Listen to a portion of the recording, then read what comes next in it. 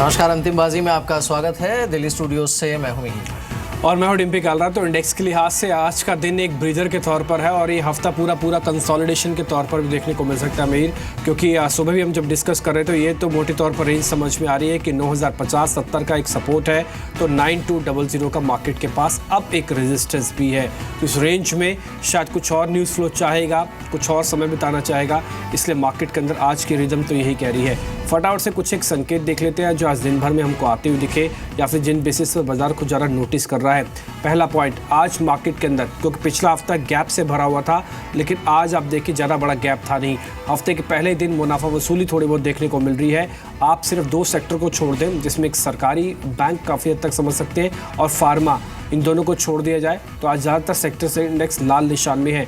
Idea और Vodafone की जो खबर आई है, इससे ये तय हो गया कि टेलीकॉम में अभी भी काफ़ी बज़ है और इसके डिटेल एनालिसिस अभी हम आइडिया का वापस करेंगे कि जो 3 ट्रांच बन रहे हैं, 3 हिस्सों में ये खबर अलग अलग शेयर प्राइसिंग आए हैं, इसका क्या मतलब है।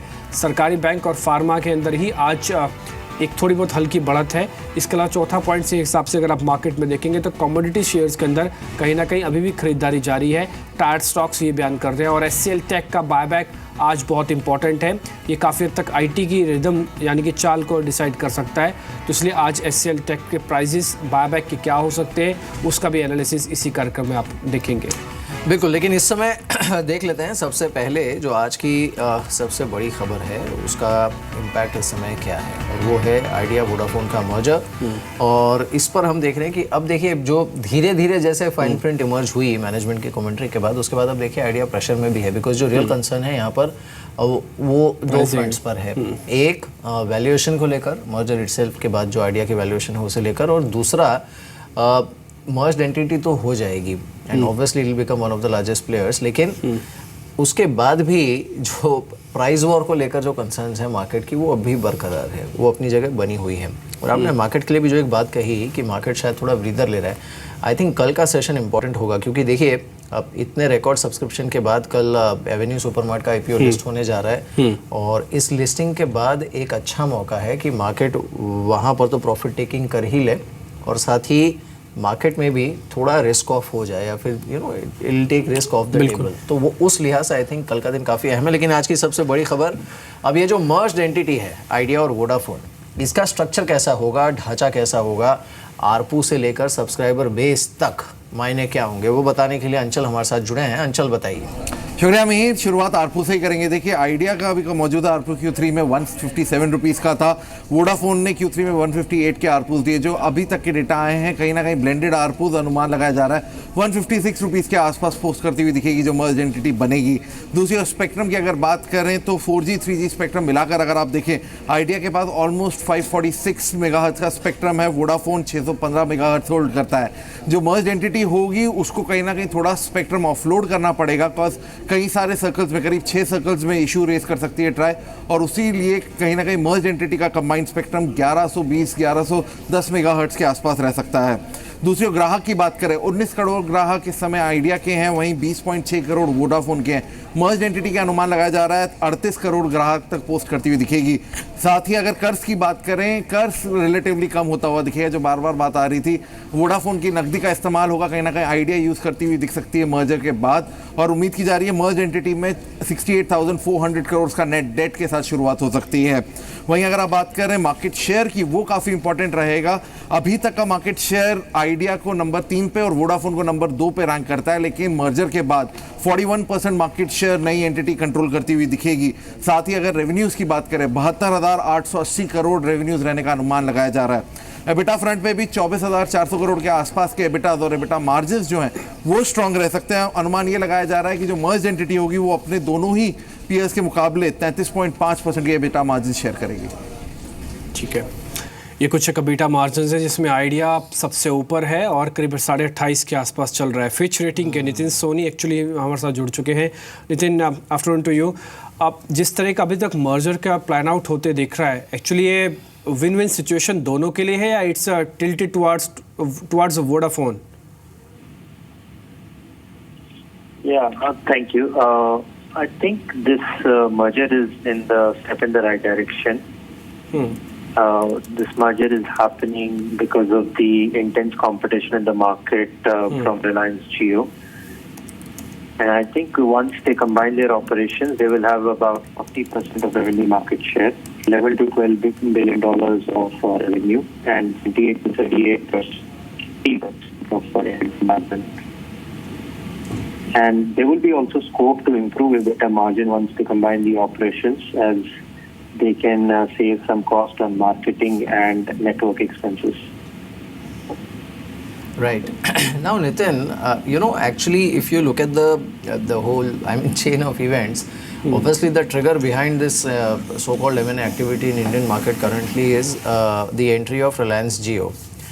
And though the Idea Vodafone combined would be one of the biggest entities, do you see the prices rationalizing anytime soon, the tariff rationalizing anytime soon? Because till that doesn't happen, you may have a bigger entity, but you will still continue to bleed.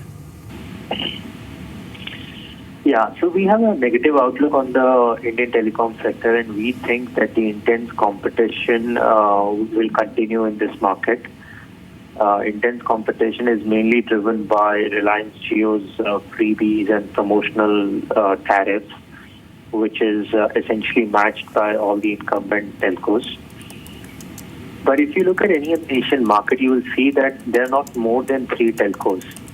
So now Indian telecom market will consolidate, and there will be 3 strong telcos with Jio, Bharti and Vodafone Idea combined. And there is a possibility that in the medium term that pricing by different telcos will rationalize. And as Jio will also mature in this market, they will also hold on to giving more promotions and freebies to their subscribers, because they also have to make money on their $20 to $25 billion of investment they have made in this market. Right. All right Nitin, शुक्रिया हमारे साथ इस बातचीत में शामिल होने के लिए. Thanks for joining us. तो नितिन हमारे साथ जुड़े थे फिच से, और उनका आउटलुक इंडियन टेलीकॉम पर नेगेटिव है, लेकिन साथ ही ये ज़रूर है कि जो कंबाइंड एंटिटी होगी Vodafone idea, they will have a better standing in front of Reliance. Actually मेरी पूरी बात आपकी वाली बिल्कुल ठीक है कि सब कुछ रिलायंस के इर्द गिर्द ही घूम रहा है. भले आपको अपने बिजनेस को सेटल आउट करना हो, आपको एक्सपेंशन करनी हो, but the centre of the point is Reliance Jio. देखिए, ये रिएक्टिव स्ट्रेटेजी है ना, ऐसा नहीं है कि आपने पहले कोई प्रोएक्टिवली ये मर्जर के बारे में सोचा था. अब ये आपको करना पड़ रहा है बिकॉज आपको पता है कि आपका जो ओपोनेंट है उसका फायर पावर इतना ज़्यादा है कि उसे मैच करने के लिए आपको अपने, या तो आप आपस में लड़ें या तो एक साथ खड़े होकर जो सबसे बड़ा ओपोनेंट है उसको टैकल करने की कोशिश करें. तो खैर हमारे साथ अनुज दीक्षित भी जुड़े हैं और गौरव बिस्सा भी हमारे साथ मौजूद हैं. शुक्रिया आप दोनों का इस बातचीत में शामिल होने के लिए. गौरव, पहले तो आप बताइए, आइडिया पर आज जिस तरह की एक्टिविटी देखने को मिली है, अब सुबह एक समय ऑलमोस्ट 14% ऊपर था, अब 8-9% नीचे है. There are valuation concerns Idea को लेकर. आपका व्यू क्या है आइडिया पर?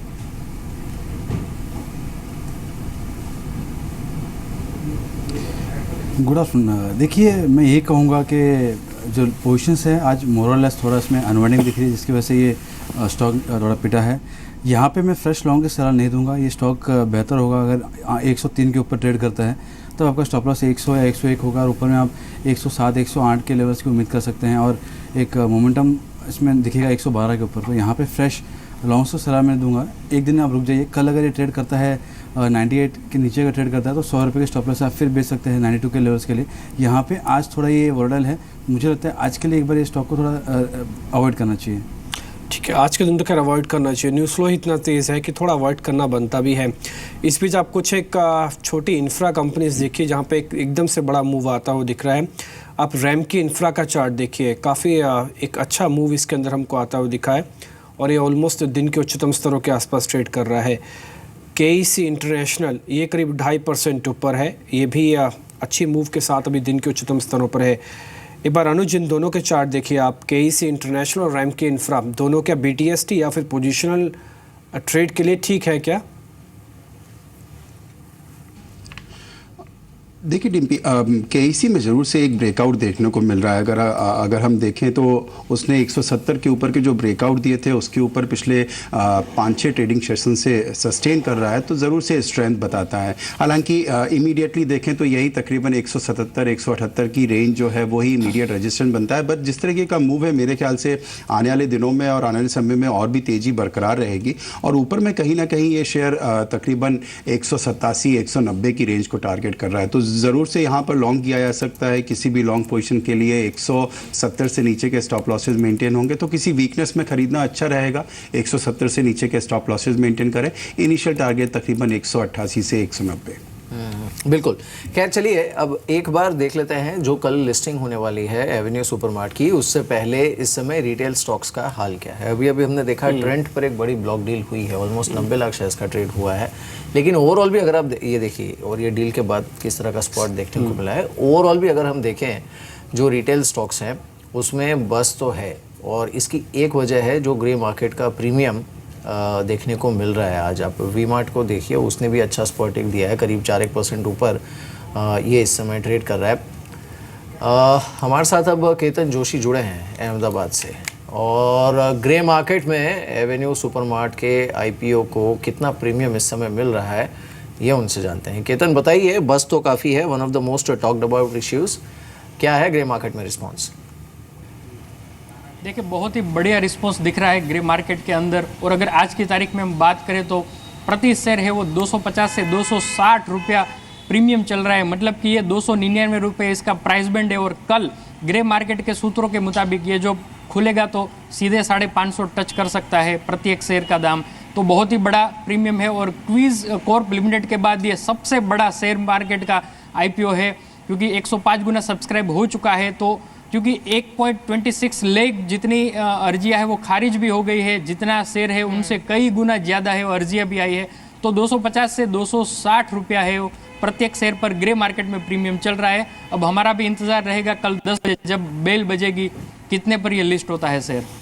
ठीक है, 299 का फिक्सिंग थी प्राइसिंग की, 250 रुपये ऊपर मिल जाएंगे। लेकिन क्वेश्चन वही का वही कि किस किस को शेयर मिले, जिसको मिले उसका कल दिन अच्छा होगा, जिसको नहीं मिले सोच समझकर एक बार लेने के लिए उतरे, क्योंकि 500 के प्राइसिंग्स पर एनालिस्ट 2 हिस्सों में बट गए हैं।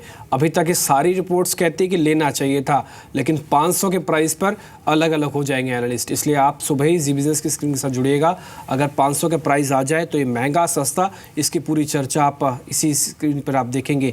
लेकिन आज एक शेयर काफ़ी अच्छा चल रहा है, वो है पीसी ज्वेलर्स। ये करीब 4-4.5% ऊपर है। एक बार गौरव इसका डाटा देखेंगे, ये कितना इंटरेस्टिंग है, क्योंकि पिछले 2 दिन में इसमें वाइल्ड मूव और वापस शुरू हो गए हैं। आज ये 5% ऊपर है अभी।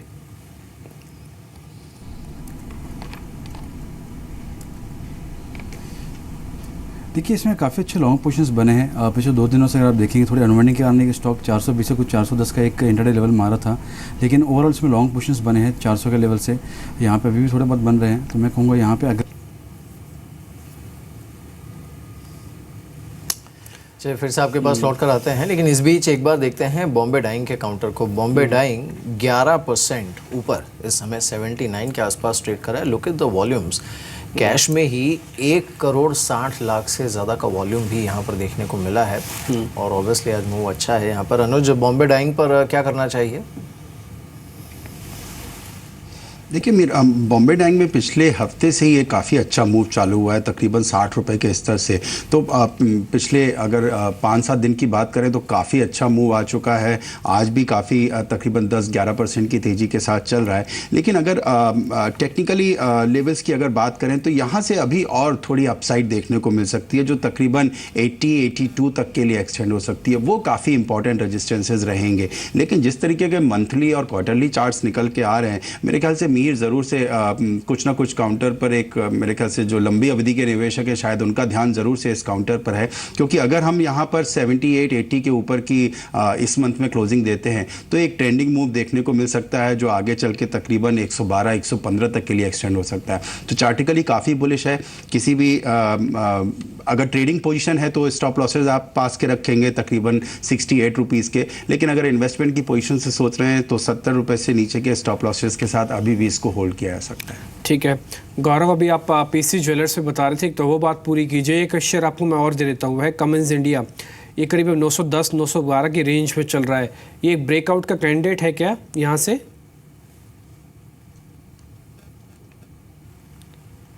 जी बिल्कुल ब्रेकआउट कैंडिडेट। हमने अपने क्लाइंट्स को भी सलाह दी है कि आप फ्यूचर्स में बाय कर सकते हैं। इसमें 902-904 के स्टॉप लॉस से आप बाय कर सकते हैं। तकरीबन ₹1 का 1% का स्टॉप लॉस है।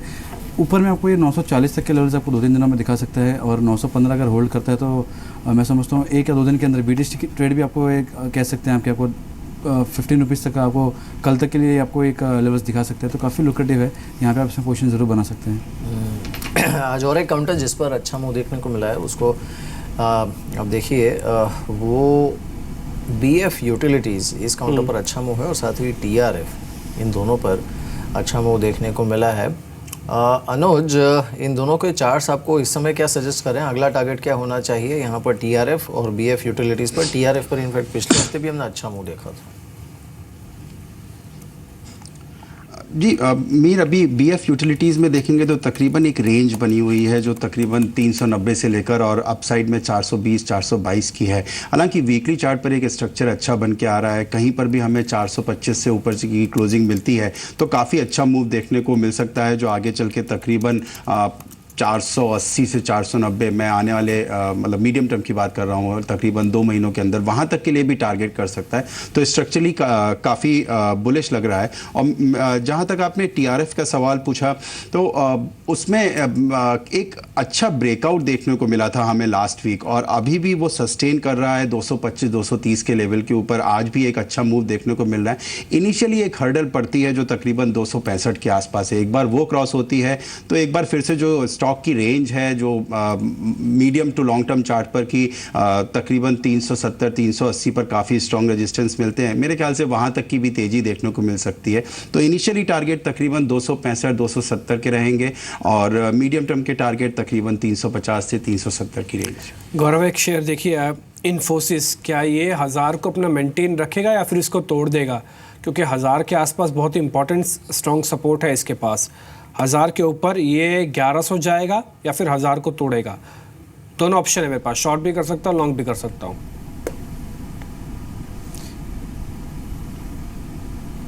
देखिए दोनों ही के लिए मैं आपको कहूँगा फिलहाल आपको थोड़ा इंतज़ार करना चाहिए। रीज़न ये है कि पहले बात की जाए 1000 तोड़ेगा या नहीं तोड़ेगा। फिलहाल मुझे लग रहा है ये होल्ड कर लेगा। अगर आप देखेंगे 1000 के पुट ऑप्शन में एक सबसे अधिक मात्रा में से एक कॉन्सेंट्रेशन है, one of the highest concentration 1000 के स्ट्राइक्स में है, और एक ब्रेकआउट भी देखने में मिला था 995 के ऊपर। तो मुझे लगता है वो लिहाज से ये सस्टेन कर लेगा, क्रूशियल सपोर्ट्स है। रही बात 1100 पार करेगा या 1100 टेस्ट करेगा, यहाँ पे मैं नहीं समझता हूँ कि वो करेगा। इसमें जो ब्रेकआउट लेवल्स है वो 1040 स्पॉट लेवल्स के, 1040 के ऊपर इसको बाय कीजिए आप। आपका स्टॉप लॉस जो होगा 1010 का होगा, और लेवल्स आपके 1080, 11 टाइप्स के आप टारगेट्स देख सकते हैं। यहाँ पे थोड़ा वेट एंड वॉच करना चाहिए। ये रेंज माउंट मूवमेंट की जोन है 1000 से 1040 के बीच में, तो यहाँ पे फिलहाल ट्रेड ना कीजिए। इस बीच एक बार चलिए देख लेते हैं मार्केट का इस समय सेटअप कैसा है, क्योंकि निफ्टी ने आज भले ही थोड़े से नेगेटिव बायस के साथ लेकिन कंसोलिडेशन दिखाया है। जो बढ़ने वाले काउंटर्स हैं उनकी संख्या 734 है, नुकसान वाले काउंटर्स की संख्या 822 के आसपास देखने को मिल रही है। एक बार टर्नओवर भी देख लेते हैं आज, क्योंकि हफ्ते का पहला दिन है, लेकिन ये एक्सपेक्टेड था भी कि इस हफ्ते unless there is some heavy news flow थोड़ा कंसोलिडेट करेगा मार्केट। तो करीब 4.25 लाख करोड़ के आसपास का ट्रेड देखने को मिला है, which is obviously close around 4.5 lakh crore के आसपास का हो सकता है ट्रेड यहाँ पर देखने को मिले। लेकिन आप इंटरनेशनल क्यूज़ अगर देखेंगे आज जिस तरह के हैं तो वहाँ पर भी सॉफ्टनेस ही है। यूरोपियन मार्केट्स में भी अगर आप देखें रुझान कुछ हद तक सॉफ्ट ही देखने को मिला है, और आई थिंक यही मार्केट का मूड भी है इस समय कि थोड़ा सा इन लेवल्स के आसपास कंसोलिडेट किया जाए। यूएस फ्यूचर्स भी आप देखिए कोई ख़ास संकेत इस समय वहाँ से देखने को नहीं मिल रहे हैं। लेकिन अब अनुज, इस पूरे हफ्ते के लिए on the lower side Nifty पर वो मोस्ट क्रिटिकल लेवल कौन सा है जिसके नीचे इन द नियर टर्म आप थोड़ा और ड्रॉप एक्सपेक्ट करेंगे या फिर सस्पेक्ट करेंगे? फिलहाल 9120 पर है। देखिए पिछले कुछ अगर चार्ट को देखा जाए, पिछले लगभग 1-1.5 महीने के चार्ट्स को, तो हमने देखा है कि किसी भी रेजिस्टेंस के पास जाके थोड़ी सी सेल ऑफ देखने को मिलती है। बाजार कोई बड़ा करेक्शन नहीं देता और फिर एक बार जो इमीडिएट रेजिस्टेंसेस बने हुए थे उनको गैप अप के साथ मार्केट तोड़ता है और फिर सस्टेन करता है ऊपर में। तो अगर उस हिसाब से देखा जाए तो इमीडिएट सपोर्ट जो बनते हैं वो तकरीबन 9050 9080 की रेंज के बनते हैं कि वो जब तक वो सपोर्ट होल्ड करते हैं तो आप कोई भारी गिरावट, कोई बड़ी गिरावट 8900 के आसपास की नहीं देखने को मिलती है। तो मैं 9050 के स्टॉप लॉस के साथ अभी भी लॉन्ग पोजीशन होल्ड करने की सलाह दूंगा निफ्टी में। हालांकि ऊपर में हमने देखा है कि 92-9220 का एक हर्डल है और ये खाली इसलिए नहीं है कि ये रिसेंट के हाईज हैं, और भी टेक्निकल हर्डल्स उस 92-9220 की रेंज में पड़ते हैं। एक बार वो क्रॉस होता है तो मोमेंटम आपको तकरीबन फिर से 9450 तक के लिए एक्सटेंड हो सकता है। तो मैं अभी किसी भी वीकनेस में तो लेने की सलाह दे रहा हूँ ट्रेडर्स को। अगर देखा जाए तो 9050 से नीचे के स्टॉप लॉसेस मेंटेन किए जाएं। शॉर्ट टर्म में एक वो टेक्निकल सपोर्ट है जिसे एज ए स्टॉप लॉस लेके लॉन्ग पोजीशन अभी भी निफ्टी में बनाई जा सकती है और इनिशियल टारगेट तकरीबन 9220 के आसपास। बिल्कुल, इस बीच एक चैट पे भी आप नीचे खबर देख पा रहे हैं कि एक कोड शेयरिंग एक करार हुआ है और ये स्टार एशिया के साथ, जेट स्टार एशिया के साथ ये शेयर कोडिंग करार है, कोड शेयरिंग है जिसमें सीट एडजस्टमेंट होंगी। तो फिलहाल आप एक रनअप आ सकता है, पुल बैक मिल सकता है। एक बार चार्ट भी आप देख लीजिए गौरव, जेट का चार्ट कैसा लग रहा है, 470 पे है ये।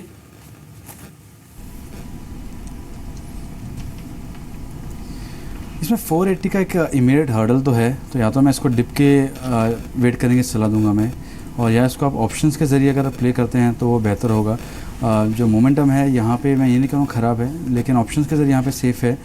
और 480 के करीब अगर आता है तब आप इसको बाय कर सकते हैं। 475 480 के ऊपर बाय कर सकते हैं। आपको जो लेवल्स होंगे 495 का इमीडिएट टारगेट होगा, उसके ऊपर ये 510 भी जा सकता है। फ्रेश फ्यूचर्स के लिए बोलूँ, यहाँ पे ऑप्शंस के ज़रिए किए वो थोड़ा सेफ़ रहेगा।